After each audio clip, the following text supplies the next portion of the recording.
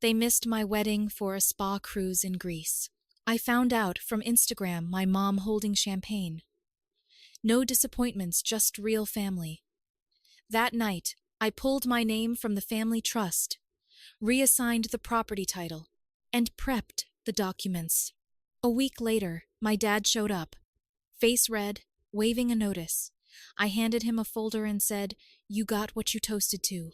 The next morning, their lawyer called me. I'll start with the photo. It was posted at 3:47 p.m.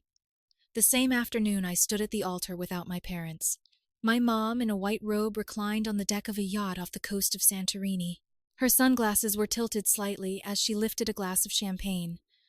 The caption read, "No disappointments, just real family. Number. Blessed number. Greek cruise." My wedding had started 15 minutes earlier. She wasn't joking.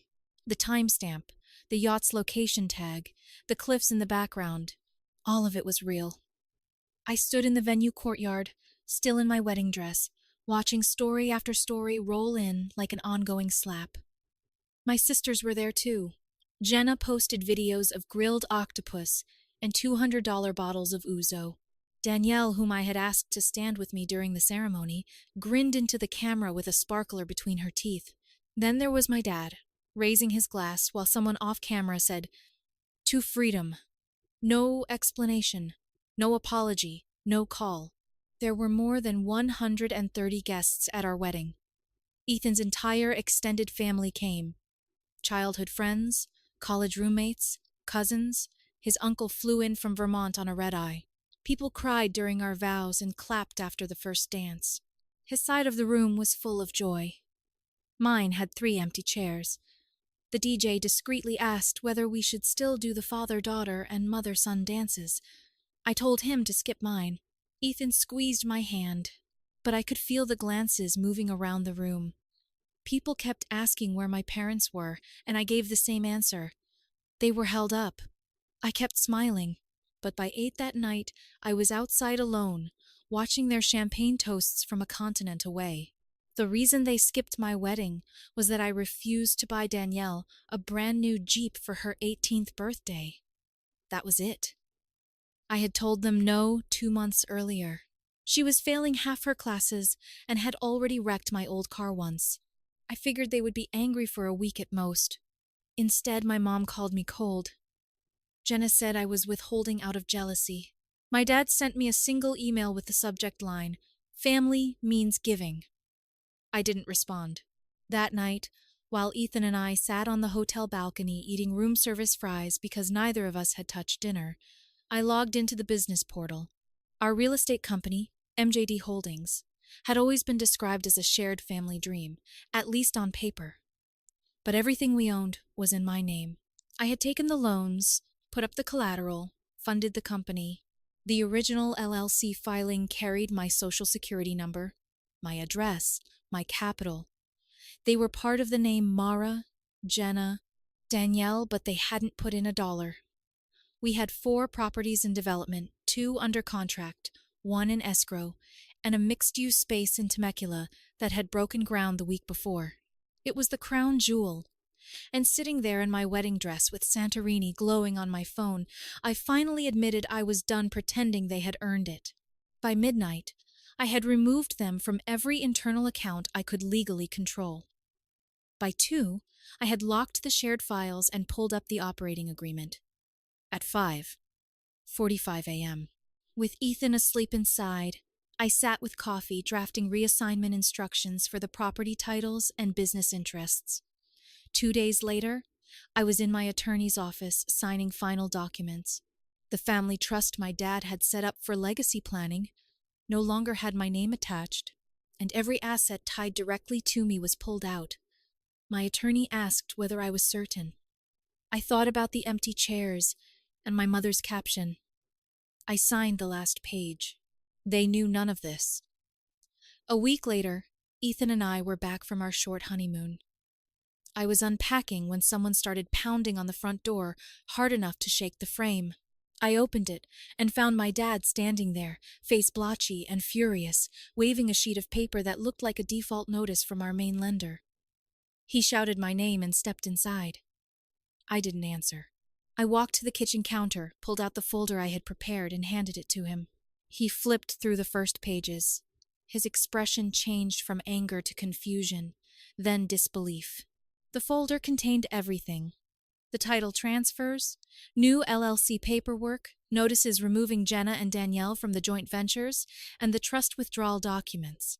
He looked up as if he expected me to explain or bargain. I didn't. I just said, "You got what you toasted to." For several seconds, the house was silent. Dad's jaw tightened. He shoved the papers back into the folder, turned, and stormed out. Ethan came down the hallway after the door slammed and asked if I was okay. I told him I was. It wasn't true. My hands were shaking, but underneath the fear was something unfamiliar relief. The next morning, I got a call from a lawyer my parents had used before for estate matters. He was polite but pushy. He said he was calling on behalf of the family to review recent decisions regarding mutual holdings. I told him everything was filed, final, and notarized. Then I hung up. By the end of that day, they posted nothing online. No more yacht pictures, no more champagne, no birthday cake for Danielle. Radio silence. But it wasn't over. Not even close. It started small. An email arrived from Jenna with the subject line, "Concern." She wrote like she was trying to sound reasonable, saying she had just learned about the restructuring and wanted to know whether there had been some kind of mistake. I didn't answer. The next morning, Danielle sent a group text to me, Ethan and Jenna. "Hope we can talk soon. None of this feels fair." I left the chat without responding. 3 days later, my mom called. It was the first time I had heard her voice since she chose Santorini over my wedding. She didn't mention the cruise. She didn't apologize for the Instagram post. She didn't ask how the ceremony had gone. Instead, she launched into a speech about how families didn't destroy decades of work because of hurt feelings. She said those properties were meant for all of us and demanded to know how I could erase them from something that belonged to the family.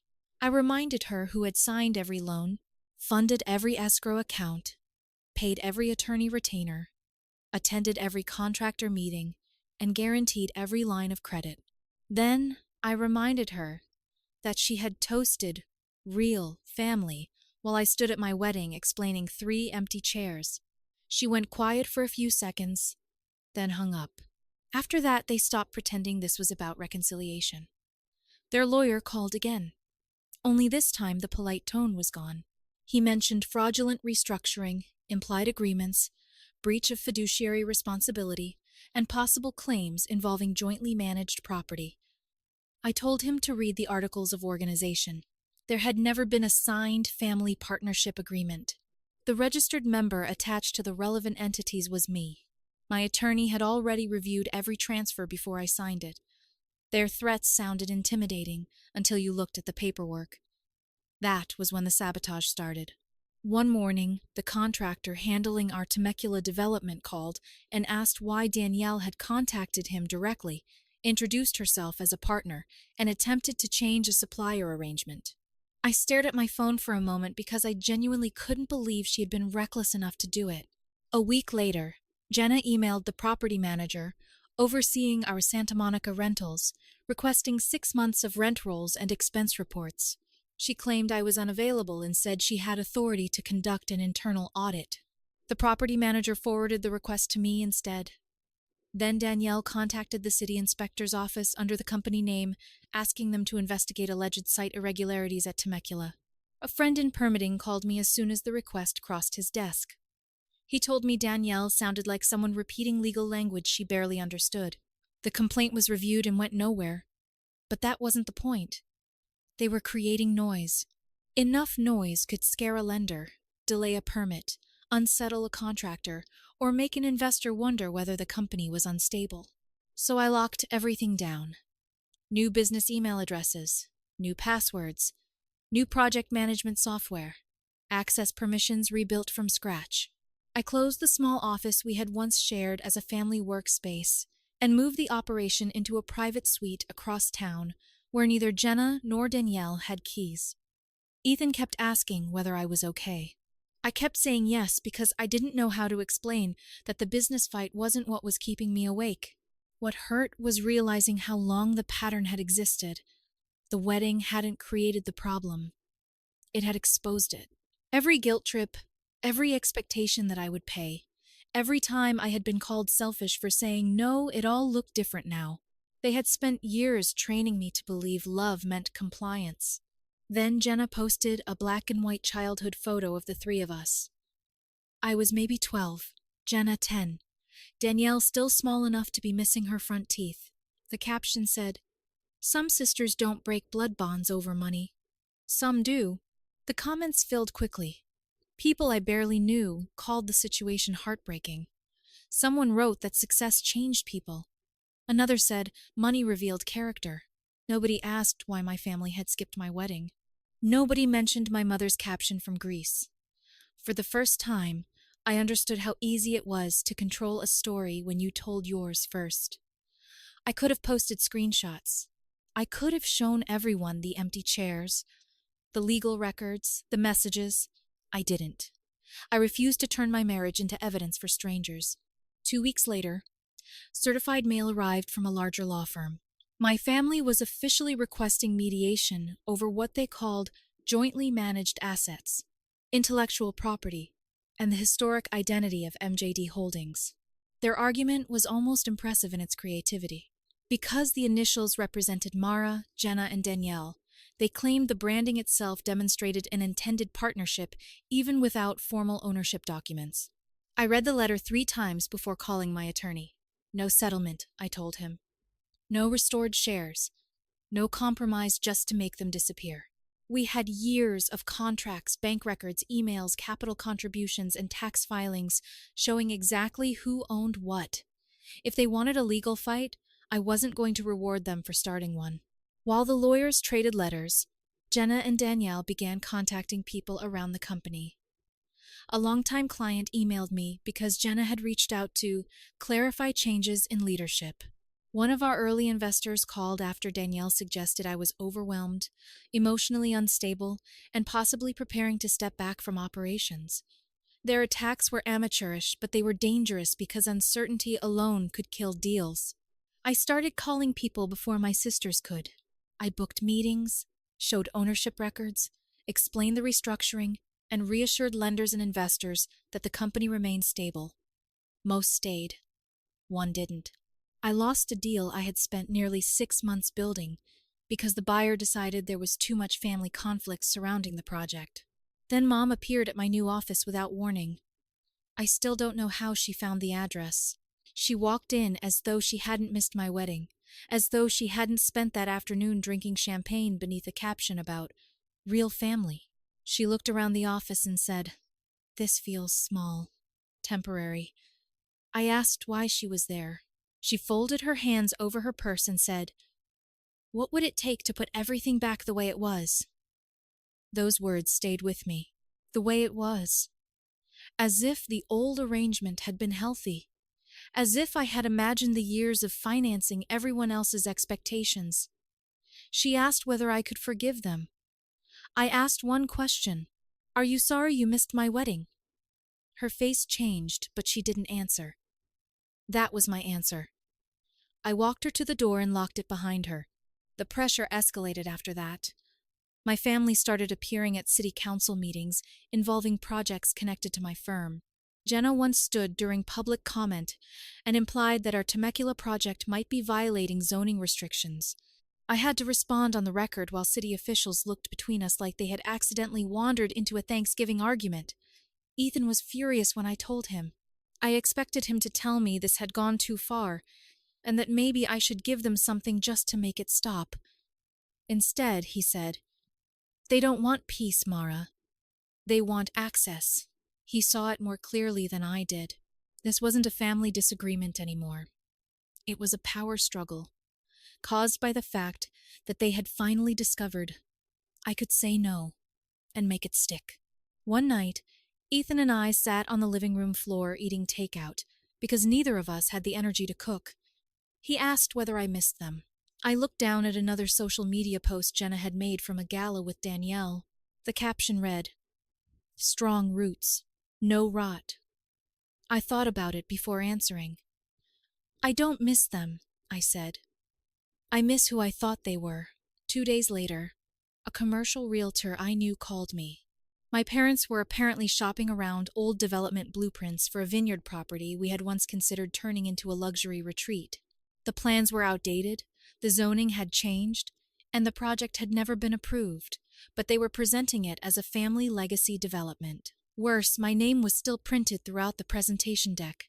I told the realtor they had no authority to use my name, and nothing connected to me that they were legally entitled to sell. If they represented otherwise, I would pursue a misrepresentation claim. That should have ended it. Instead, an email arrived from someone connected to my parents' homeowners association. Mom and Dad had apparently requested support letters for a private equity proposal requiring proof of community and family backing. Mom had described us as a multi-generational development family rebuilding after a brief disagreement. She was already rewriting the ending, turning my refusal to support them into a temporary chapter before some inspirational reunion that existed only in her imagination. The real confrontation came later that week. Ethan and I drove to the Temecula site to inspect construction. As we passed the temporary fencing, I saw Danielle standing in front of one of the unfinished units with a real estate agent. She was giving a tour. I stopped walking and watched until Danielle noticed me. Her face went pale. The agent looked between us while Danielle muttered something about partnership rights and an internal misunderstanding. I walked over and calmly told the agent that Danielle was not an owner, officer, authorized representative, or title holder on the property. The woman apologized immediately and left. Danielle stared at me with the same expression she used to wear when Dad defended her after she broke something and blamed someone else. That night, I sent her one text. "This is your only warning. Touch my property again, and I press charges." She answered almost immediately. "You really think this ends with a folder and a signature?" I read the message twice before showing Ethan. He didn't say anything. He just looked at me, and I knew we were thinking the same thing. Danielle hadn't sent a threat because she had a plan. She sent it because she still believed I would eventually get tired, feel guilty, and give them what they wanted. The following week would prove exactly how wrong she was. The following week made everything clear. Their goal had never been reconciliation. It was extraction.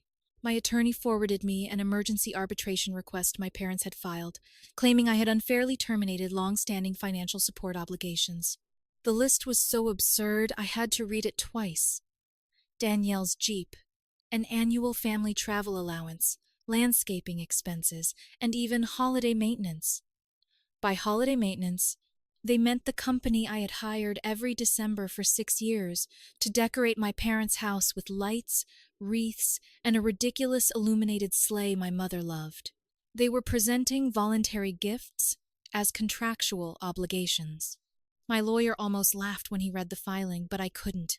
Suddenly, every dinner I had paid for, every vacation ticket, every emergency check, every temporary favor looked different. They hadn't considered those things generosity. Somewhere along the way, they had converted my kindness into entitlement. That night, I dug through old records until nearly 3 a.m, landscaping invoices, catering receipts, airfare, hotel bookings, spa weekends, maintenance costs, and transfers I barely remembered making. There was even a Sedona retreat I had covered after Jenna lost her wallet, and somehow turned the emergency into my responsibility.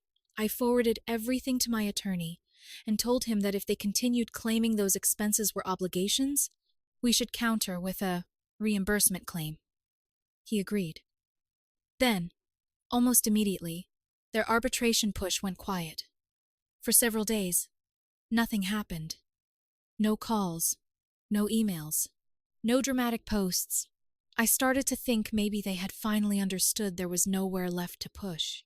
Then the bank called. A loan officer told me she needed routine verification for a 2-bedroom luxury condo in Newport Beach. At first, I assumed she had the wrong person. Then she read the application number and explained that I was listed as co-signer, and that one of the remaining dormant family entities had been used as supporting financial documentation. My father was the applicant. The condo had an ocean view, private elevator access, and monthly association fees that were higher than some people's rent. The loan had been approved in part because paperwork claimed my company guaranteed income stability. I asked her to send me the documents. When they arrived, I stared at the signature for 5 straight minutes. It looked like mine. Almost. The curve of the M was wrong. The spacing was too clean. My signature appeared twice, digitally dated 2 weeks earlier. I hadn't signed anything. My father had forged it.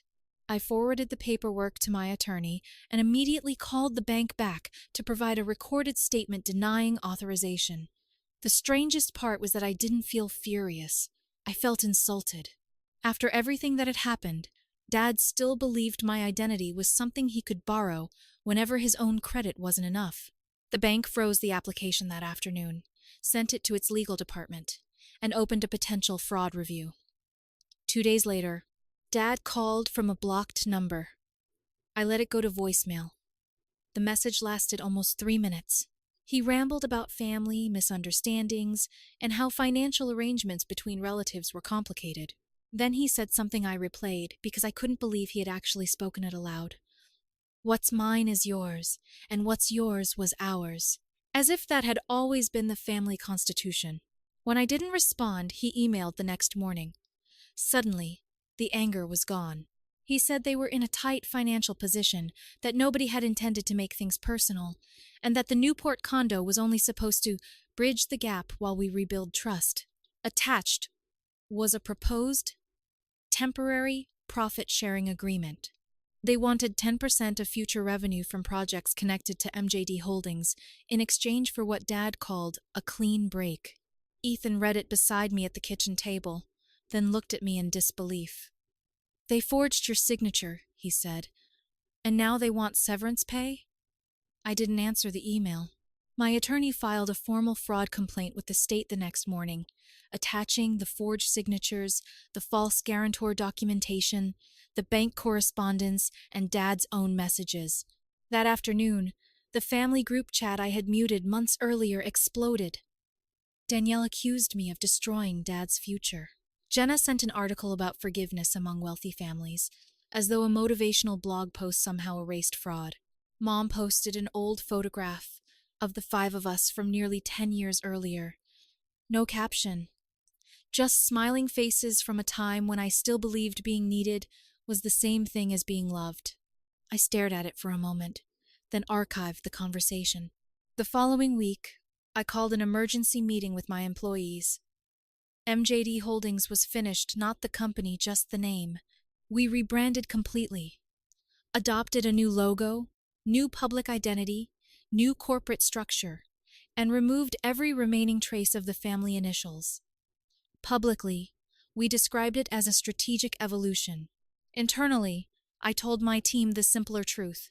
We were moving forward without dead weight. Danielle retaliated on Reddit. Under a burner account, she posted in a real estate investing forum about a toxic egomaniac sister who had manipulated her own family for financial gain. She left enough details that people in our industry could identify me without explicitly using my name. A few smaller investors saw it. That was the moment I stopped assuming my family would eventually become embarrassed enough to quit. I hired a security consultant, audited every digital account, froze and replaced business credit lines, created additional legal firewalls between entities, and restricted access to archived client information. Then I made a move I knew would hurt them more than any argument ever could. I quietly sold the Santa Monica units off-market to a private investment group. Cash deal. Clean transfer. Closed within a week. Jenna and Danielle had never owned those units, but they had spent years speaking about them as though they were part of some inheritance waiting for them. 3 days after the sale closed, Jenna texted me, "Really? Selling off what we built without even telling us?" I didn't respond. I forwarded the message to my attorney. 3 days later, the new owners called me while I was in a meeting. Jenna and Danielle were standing outside the Santa Monica building, arguing with the property manager because their old keys no longer worked. Jenna claimed there must be a security system error. Danielle insisted they had founder rights. When the manager explained that ownership had changed, they demanded access anyway. Security eventually escorted them off the property. They even filmed the confrontation, probably hoping to turn it into another online story about how cruel I was. But by then, I didn't care. That evening, I drove to Santa Monica by myself and parked across from the building. I didn't need to be there. I just wanted to look at it one last time. The property was quiet, ordinary, peaceful. No family argument attached to it. No invisible promise that someday Jenna or Danielle would inherit something simply because I had paid for it. I sat in the car until sunset, then drove home and deactivated every remaining login that had ever touched their names. Vendor portals, archived dashboards, old project folders, everything. Backups existed, but only my staff and I could reach them now. The next morning, their attorney sent one final email titled, "Proposal to Reconcile." It was 12 paragraphs of carefully polished language about shared history, misunderstandings, family unity, and future cooperation. Around paragraph 7 came the real request: a phased reintegration of equity interests based on good faith collaboration. I stared at those words for several seconds. They had skipped my wedding, publicly humiliated me, impersonated company leadership, interfered with clients, trespassed on projects, forged my signature, and tried to force me to finance their lifestyle.